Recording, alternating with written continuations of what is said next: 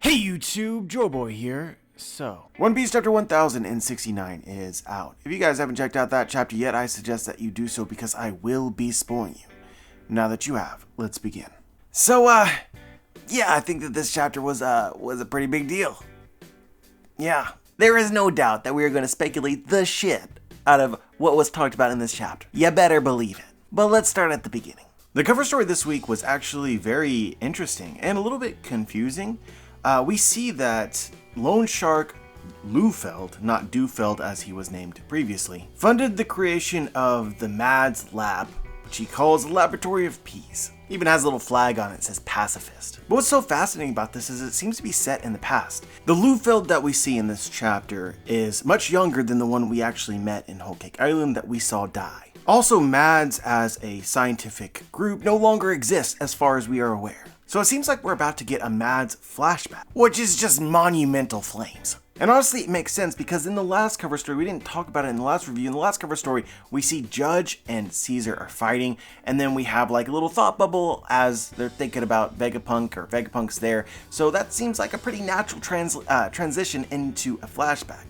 Speaking of Caesar and Judge's fight, why are they fighting? Probably because of history with Mads. So you already have my attention. So here's what we know. And we learned this in chapter 840 from Yonji. Mads as an organization was illegal. The main thing that Vegapunk discovered was lineage factors, and they did so in some foreign land somewhere, skirting the law. The world government caught on to what they were doing and captured Vegapunk, thus leading to Mads being disbanded. Given the fight now between Judge and Caesar, and given what we know about the two characters, I think we should really wonder whether or not Caesar betrayed them. I find it noteworthy that Vegapunk was captured, and I doubt he had much choice other than to work for the government. Caesar, on the other hand, is not quite as clear why he or how he became a government dog. Meanwhile, the Vinsmoke family, they were forced to run away. But now that we see this Mads ship, Laboratory of Peace, it has a pacifist as a flag on the top. That does not resonate with what I know about Caesar. Is he possibly responsible for Mads being detected? How did the government discover what they were working on? Did Caesar possibly create some weapons while a member of the group that were flashy? This is Yonji's particular wording. Judge participated in a research team skirting the law in a foreign territory where he was studying and developing weapons with the great Dr. Vegapunk. Weapons, you say? Doesn't really seem like an accurate representation of Mads as a laboratory of peace. But to be fair, Mads working on weapons could be some sort of revisionist history. The government likes to do this. Judge potentially taught his children this story because he has to.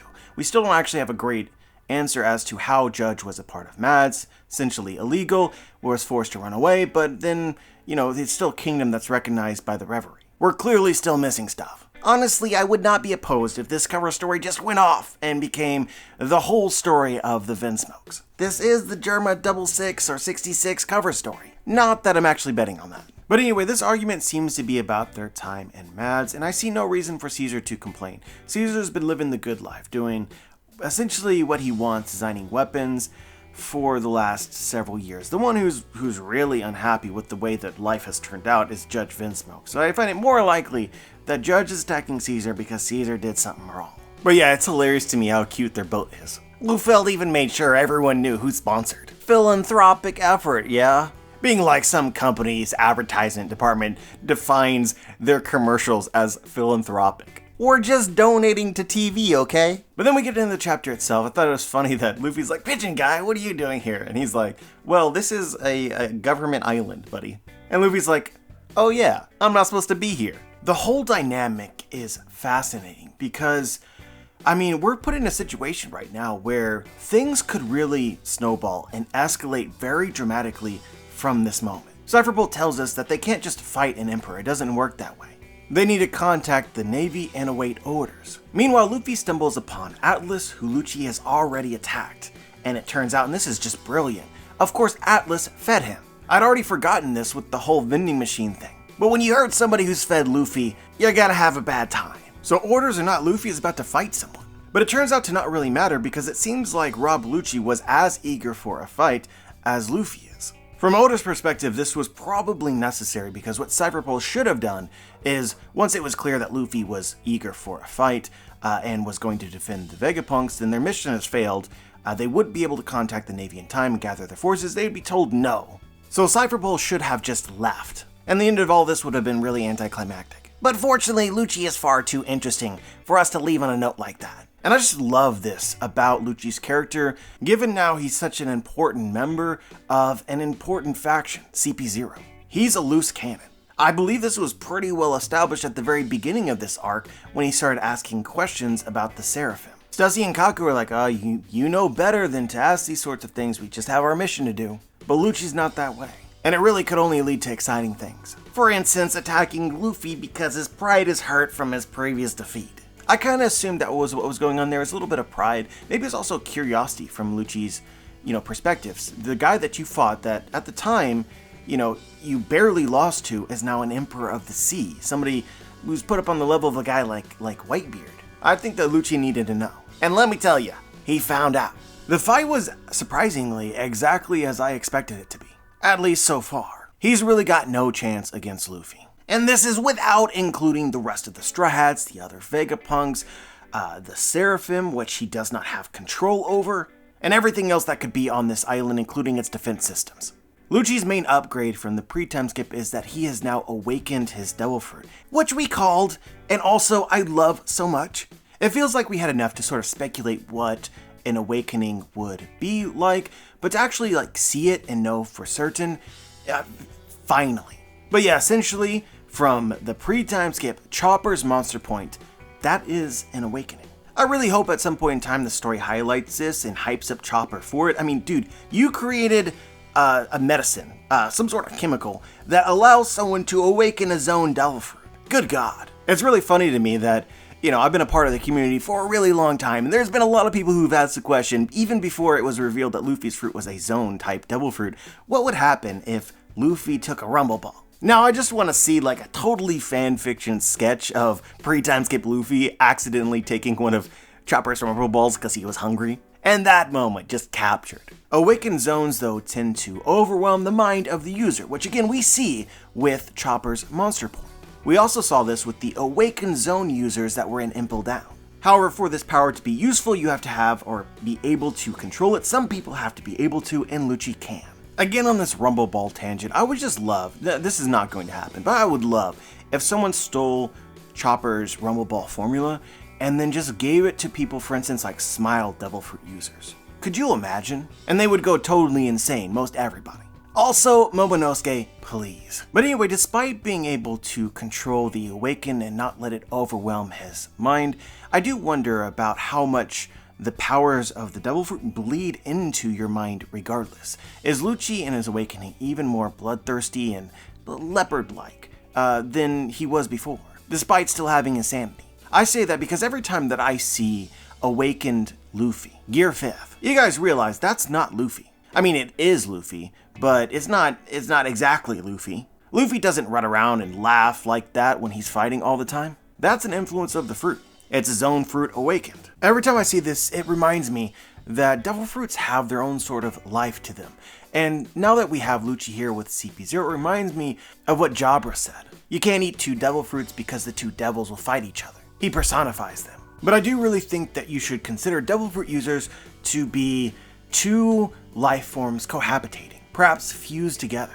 An awakening seems to be achieved when both the devil and the user are resonating perfectly. Or perhaps we should amend that. I think that awakenings where the user has control is that way.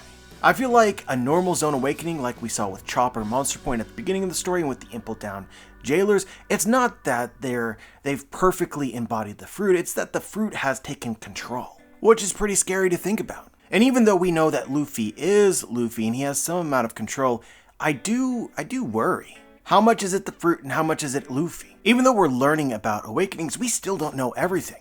And while it might be easy to think of it like an on-off switch, like you've awakened and you have control or you don't have control, it may not be that way. It may be a spectrum. Essentially, what I'm speculating is that it's possible for Luffy to have more control. He's sharing a little bit more with the Devil Fruit than you realize. But we're speaking specifically about zone devil fruits here because the chapter clarifies that zone devil fruits tend to have this effect of taking control of the user. But why does it have to be just zones? We're getting further and further into the clouds here, but I find this conversation just really interesting. You know, a lot of devil fruit users embody their devil fruits, regardless of whether they're zones or not. The best example that always comes to mind is Doflamingo and the Ito Ito no Mi, the string fruit. Doflamingo is a manipulator who happens to have a string fruit, which you can see how that might embody the essence of manipulation, puppeteering. Doflamingo's fruit also happens to be awakening, but just the same as like for Lucci in his awakened leopard form might be more brutal, might be more bloodthirsty. Somebody with a less tangible paramecia could be affected in less obvious ways, changed by the fruit. So if this happens to be true, you'd obviously want some examples of this in the story. Oda would weave in sort of how the character was. We see them again, they've awakened their devil fruit, now they're different. Not just for zones. And this is under the assumption that just like zone devil fruits, people are able to awaken it without first mastering the devil fruit or fully embodying it, like the Impel Down jailers. So a relevant example here that we've discussed recently, has come up recently, is Aokiji. We have Aokiji's past. We've seen him 20 years before the start of the story. He spared Robin and he spared Jaguar D Sol. At the time that he did these things, it's unclear whether he was already awakened. Aokiji is also a character that I would expect to be awakened. So if you need a before and after, Aokiji could be your guy, especially with something like the cold fruit, or the chili fruit, I think. How do you think that that would affect his personality? Actually, in a not good way. I think that an awakening would make him heartless, or at the very least tempt him in that direction if he does not have enough will to resist it. Are you guys following? Do you see how this could potentially be fascinating? Aokiji's story arc is so interesting because he was a Marine Admiral, we met him, he had a relationship with Robin and Sol, and then he fought to become Fleet Admiral of the Marines. He lost, and then suddenly he's in the underworld and he might have joined Blackbeard, and you're like, well, this can't make any sense. Aokiji is a good guy. How is it not incredibly obvious to Blackbeard that Aokiji is going to betray you? But what if the first time that he awakened his fruit was in Punk Hazard, and afterwards he was not the same person? Now he's very cold. Just from a creative perspective, a million times yes, I love this. Of course, it doesn't have to be true, just a theory. But it makes the devil fruits much more like a deal with the devil. You can awaken them, but at what cost? Your own desires and nature might change. I know that's already kind of been suggested in the story because you eat the fruit, but you lose the ability to swim. But yeah, okay, whatever, losing the ability to swim, you know, it's a joke. It's supposed to be funny, ironic. But this twists the deal with the devil in a much more sinister way, adds gravity to it. It's actually crazy because free will is such an important aspect of the story, and in this case, you're not losing your free will in the way that we typically think about it, because you're still doing what you want to. You've just lost yourself. Anyway, although this discussion is really interesting, we should probably stop because there's so much here that we don't know. We're really just going off. There's a lot of different possibilities, but definitely what the story is most suggesting is that, you know, a person resonates with the fruit in order to awaken it. That's probably more likely to be true. But with zones, we have this concept of the fruit taking over, overwhelming somebody's mind. And I do think that this should be true for the other kinds of fruits as well. But it's simply less obvious. Anyway, Lucci has these fire cloud things which circle his body and around his arms in a very similar way we saw with Gear 5th. Luffy awakened. I'm now taking this as the sign, the visual tell that somebody has awakened a zone devil fruit and is in control. And we talked about this when we first saw Gear 5th Luffy, but this sort of design, the way that it's drawn, it's reminiscent of Japanese gods. So it makes Lucci a god as well. I would expect that all devil fruits make people some kind of god, once you awaken and control them, both major and minor. It also seemingly confirms that Kaido was not awakened, which although still mildly disappointing, now makes this also a point of conversation, like why? So I'm going to invent two different kinds of awakenings, an awakening where the devil takes full control, the devil consumes you, and the normal resonating theory. So when the devil takes control, you can think of Monster Point Chopper at the beginning of the story. Monster Point Chopper proves that you can awaken before you resonate with the fruit. And then of course the resonating variation. If Kaido wasn't awakened, I think it's because his will was stronger than the devil fruit. The devil fruit could never take control or offer its deal, power for self. But he also never perfectly matched the fruit. This being the case, I think that this could be relevant for the story. Like Oda could have a very legitimate reason for not giving Kaido his awakening, because we have Momonosuke. Basically, Momonosuke is going to represent the dragon far more than Kaido ever did. One thing that always sticks out to me about like dragon from Japanese folklore is that they're rulers, right? I don't think that Kaido ever actually wanted to be a ruler. He was more of a destroyer, which contrasts very nicely with Momonosuke. And Oda's allowed them both to govern over the people of Wano so that we can compare. Also wonder whether a dragon should be a protector, a guardian deity. And I can't imagine that a true god would want to die. Anyway, I'm just going off here because I really want, I think it'd be so cool if Momo awakened his fruit, while Kaido could not. And if it goes down this way, I think that it would completely change your view about Kaido's awakening in Wano. A lot of people complain about this should be the time for that, why aren't we getting that? And I was among that crowd. But thinking about this, it's like, whoa, it could be even better. Saved for later. But we've gone off for a long while. Lucci's awakening was awesome. I love all the conversation here, but ultimately he is still chump change compared to Luffy. That was the impression that I got from the fight. Lucci got no shots in on Luffy, didn't make contact one time. Luffy's basically playing with him. And I'm truly glad that that is the case. Luffy as an emperor, Whitebeard, Shanks level fighter, should not struggle against a member of CP0, awakened or not. But you guys remember from the chapter reviews prior, I don't really want Lucci to be totally destroyed. I don't want him to be made a fool of completely. I want him to have some sort of win from this, just because I like Lucci. And this is just a want, it doesn't have to be the case. If Oda wants to turn this into Bellamy, he can do that.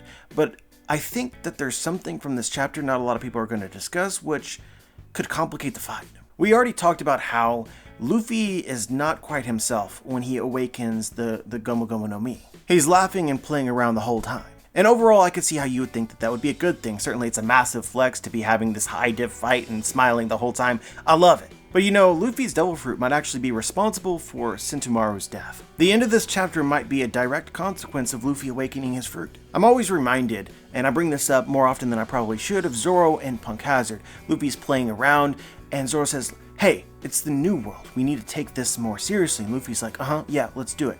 And then he goes Gomu Gomu UFO. But it introduces this thought of whether or not Luffy should be more serious or less serious, and the pros and cons of each. Since Zoro actually stated this line in Punk Hazard, the entire story has pretty much argued, even though it hasn't come up again, that Luffy should just be Luffy, and be carefree and be joyous and all these things, and that's how it should be. Especially as it is even more true now than it was in the past. But as Luffy is not really taking Lucci all that serious right now, I mean, he gets a punch in, isn't taking any damage whatsoever, is in total control of the fight, and then sort of dips off and is like, I don't really care what happens. Then suddenly somebody might have died. This is just food for thought. And no, I don't think that Sentomaru is actually going to die, but I mean, hypothetically, he could. But yeah, suddenly the battle is very interesting because they establish the hierarchy of the Seraphim in the chapter, and also establish how it is possible to command them. And essentially at the top is the Elder Stars, the Gorosei, below them is Vegapunk,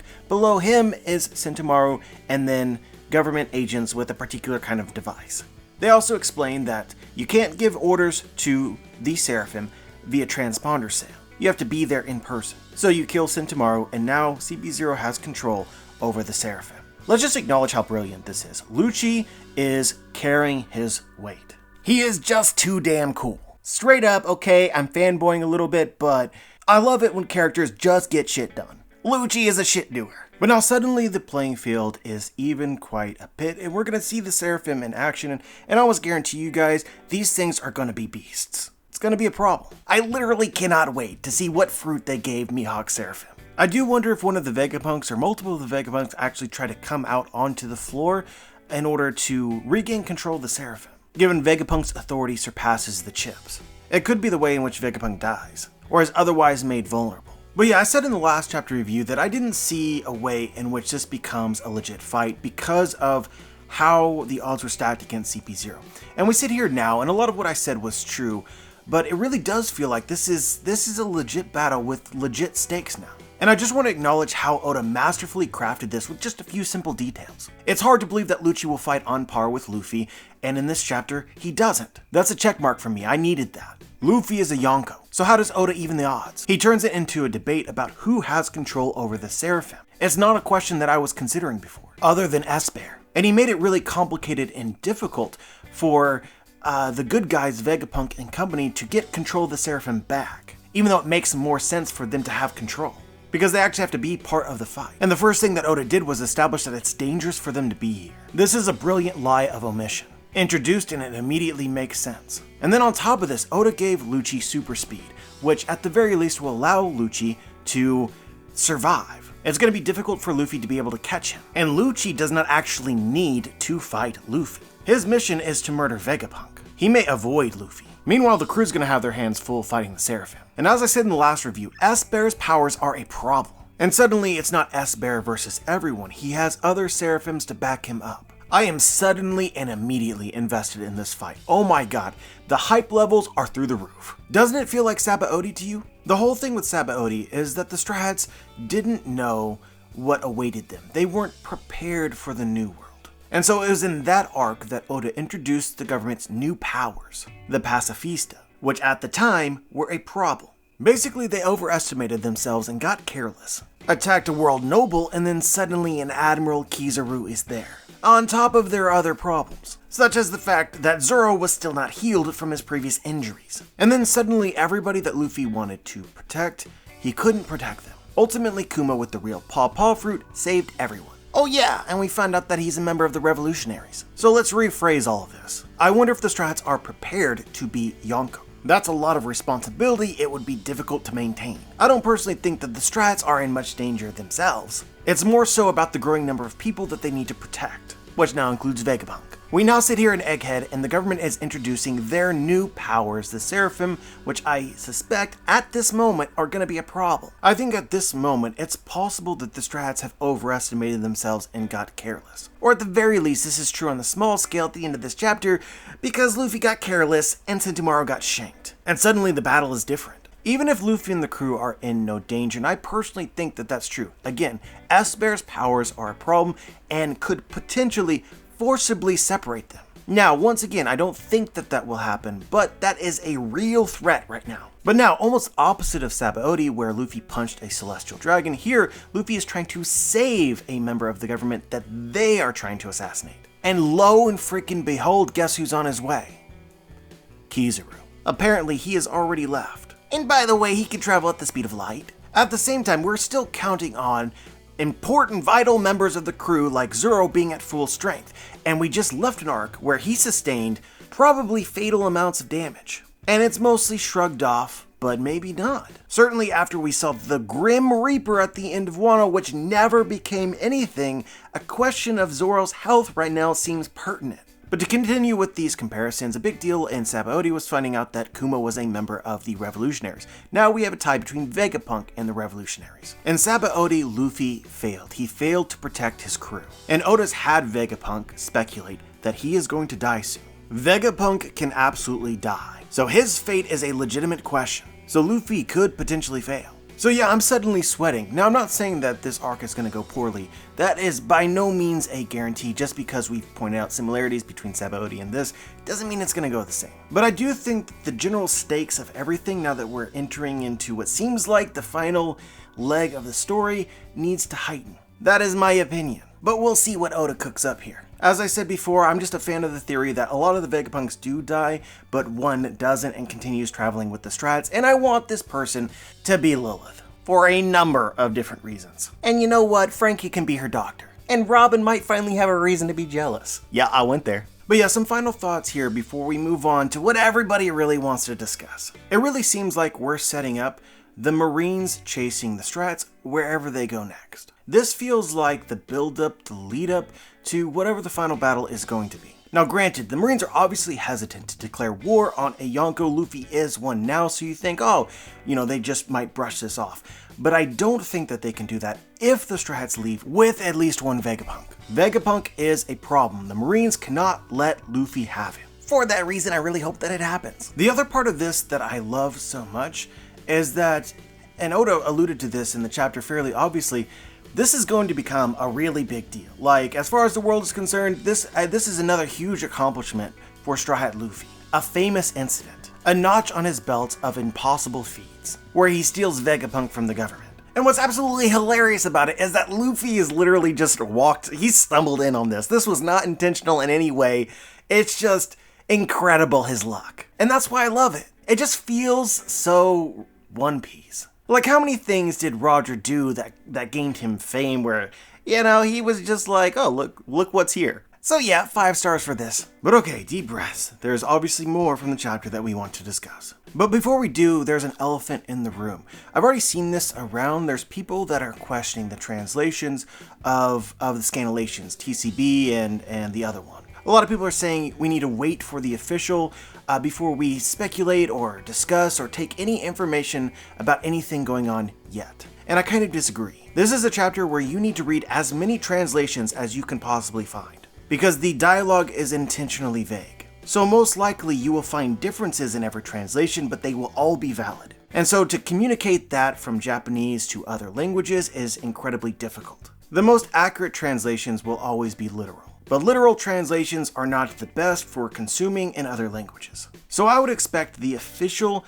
to also be potentially inaccurate, to whatever the final meaning ends up when we reread One Piece later. Sacrifices are made in every small way you can imagine. So with this being said, I'm going to go off about TCB's translation and just take that plus Ultra. Just understand this ahead of time. And again, read as many translations as you can find. Or just learn Japanese and don't be a lazy bum like me. So Vegapunk craps his pants when he sees Luffy's awakening on the TV screen. He says, "Shaka, is he on screen? The White Warrior." He asks the Strats about details, but they don't have any, other than they called it the Gum Gum fruit. And Vegapunk tells us that's funny. You see, there's no mention of any Gum Gum fruit in the old Devil Fruit Encyclopedia. As a side note, this is somewhat surprising to me that among the many devil fruits that exist, there isn't a rubber one. But this confirms that sometime in the past, the Nika Nika no Mi was not a hidden devil fruit. Or, and this is equally possible, the Nika Nika fruit wasn't a part of the Devil Fruit Encyclopedia either. It was just totally erased. And then they thought that they could be sly with introducing it by a different name. I'm curious as to how old this old Devil Fruit Encyclopedia is. Vegapunk then goes on to say how sublime. He looks just like that god described in the ancient texts, which is just incredibly hype. Every time this comes up, man, it shivers. I'm shaking. Ugh. We are in the endgame. But he says described in the ancient texts. I'm assuming that these are poneglyphs because he has access to the scholar of Ohara's research, and I assume that they found some poneglyphs, so that's what I assume. Of course, Joy Boy definitely had this fruit. Vegapunk continues, "I speak of the warrior of liberation whose antics could bring a smile to anyone's lips, also known as the sun god Nika." Nami says, "Nika, I've never heard that name." Vegapunk says, "Naturally, it's been wiped from history. And yet, as long as people's desires persist, such a thing will never cease to be. We owe all there is to desire. For instance, the devil fruits. Devil fruits are a manifestation of the desire to see how different paths of evolution can play out. Gee, I wish I could do X, or if only we could do Y. Fruit powers actualize such wishes. Each one showcases a different possibility for the future of humanity. These deviations are, of course, unnatural, so it makes sense they attract the ire of Mother Nature, the sea itself. One who has eaten a fruit lives a totally alien existence, born out of the limitless permutations of imagination. That's my theory, at least. Whether you believe there's a god out there or not, one thing's for sure. We live in a wondrous world. So I don't know how I can talk about this without it being really, really confusing. But I will try my best. My first thought is that the Nika Nika no Mi, the sun god fruit, was the first fruit, the original devil fruit, and from it spawned all others.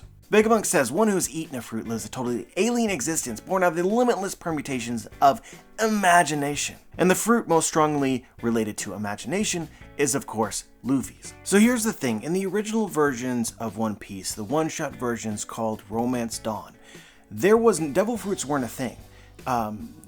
All different sorts of powers and stuff, not a thing. There was only one kind of power, and it was the Gum Gum fruit, and it came from one type of tree, the Gum Gum tree. So the thought is that Oda actually kept this idea, but made it bigger. The original devil fruit tree is the Nika Nika tree. It originally produced one kind of devil fruit, the Nika Nika fruit. This ties back to the one-shot because the Nika Nika fruit is the Gomu Gomu no Mi. But the Nika Nika fruit allows people to actualize their imagination. Imagine if the world was awakened using this fruit.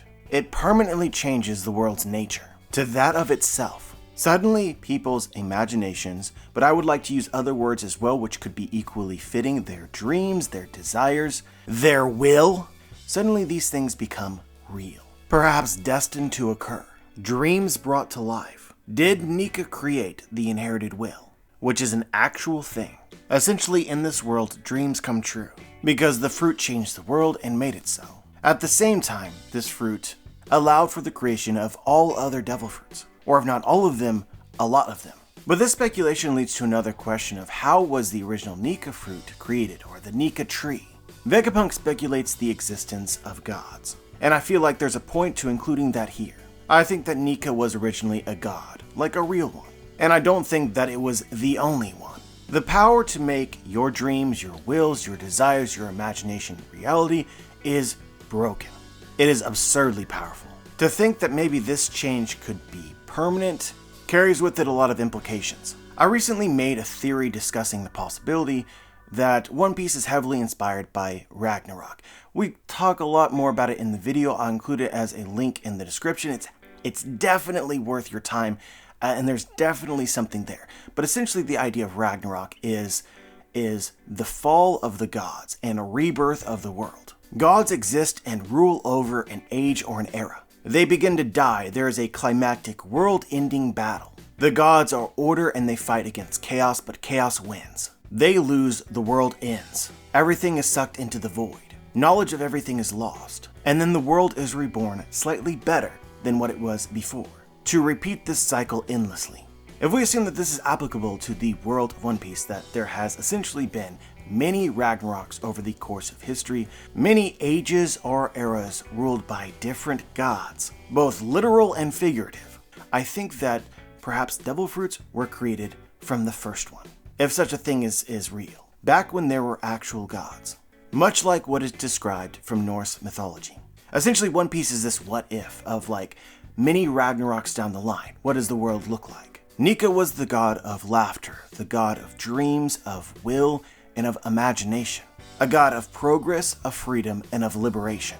A god closely aligned with the forces of chaos. During the First Age, it was this god, the sun god Nika, that was responsible for the defeat of all others, and using its powers, captured all of the gods' souls, including its own, and turned them into fruits. And having won this battle, changed the nature of the world to more reflect itself. Essentially, this is the idea that there are some original devil fruits, all mythical, based on the original gods which ruled the One Piece world. I know we're pretty deep in headcanon here, but this is my thought for now, and I do like this a lot. But I want to throw another connection at you as to how this might relate to Buddhism.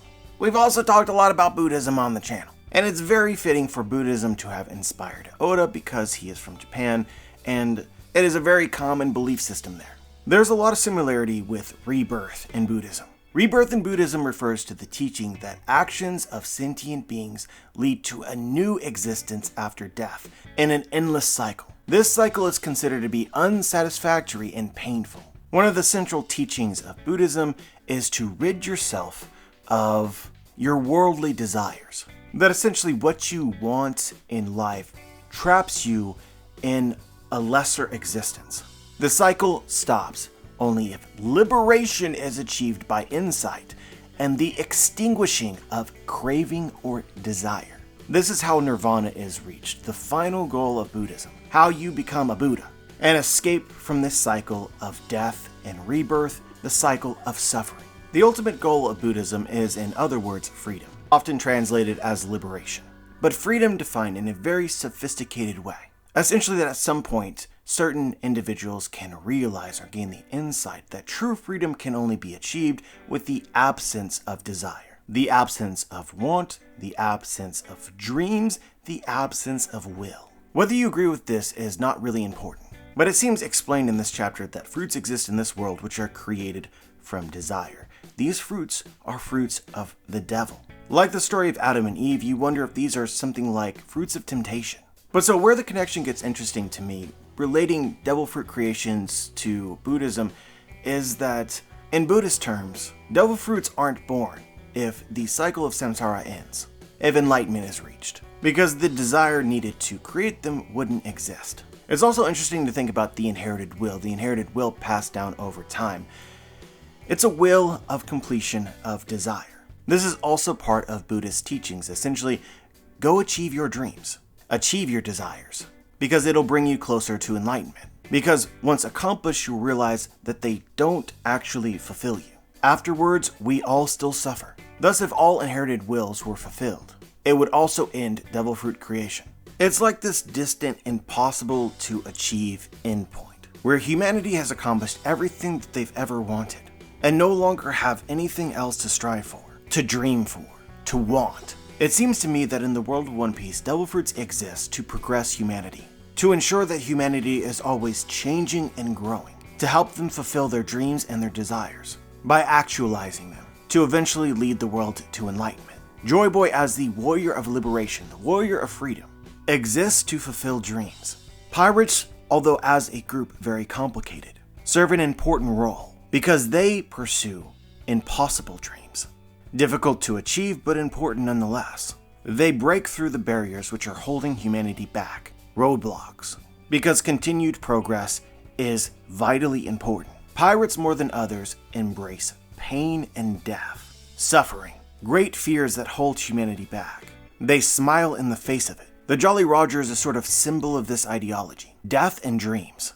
To progress forward and achieve our desires, you have to embrace the possibility of failure. You have to meet adversity without fear, or despite it. This is thematically represented through Big Mom, the deal that she makes with the citizens of Totland, freedom or safety. And it establishes that you cannot always have both. And I do think that this will become very relevant to the world of One Piece soon, because I think that we're about to reach a time where it would be incredibly unsafe for everybody.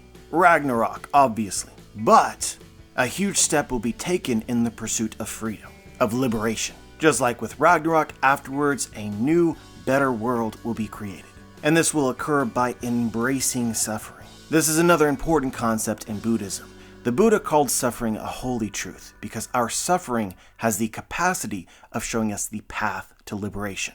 Embrace your suffering and let it reveal to you the way to peace.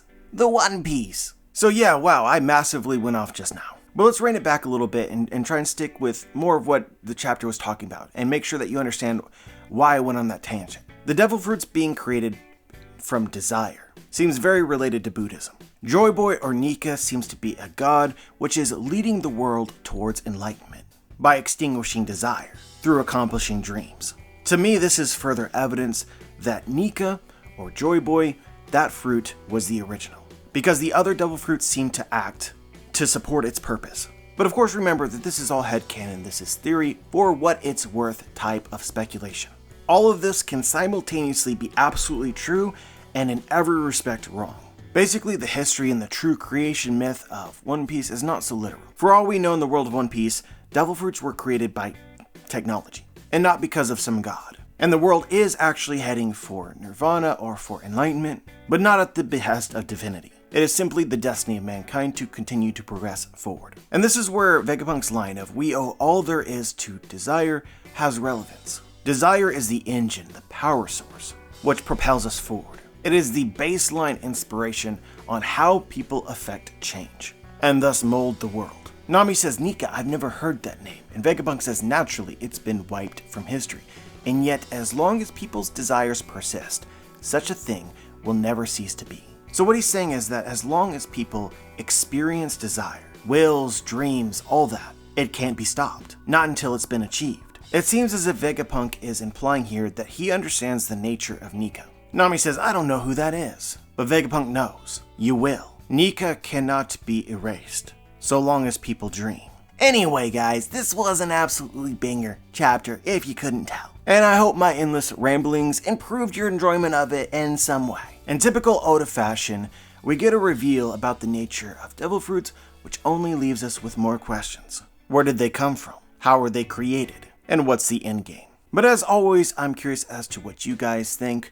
Your thoughts and interpretation most likely will be vastly different from mine, so go off. Leave your thoughts in the comment section below. As always, links to my book, The Booms Volume 1, will be in the description as well as pinned in the comments. Feel free to check it out. And if you read it, please leave a review. But yeah, guys, like, subscribe, click the bell to be notified, join the squad. And as always, guys, have a wonderful day.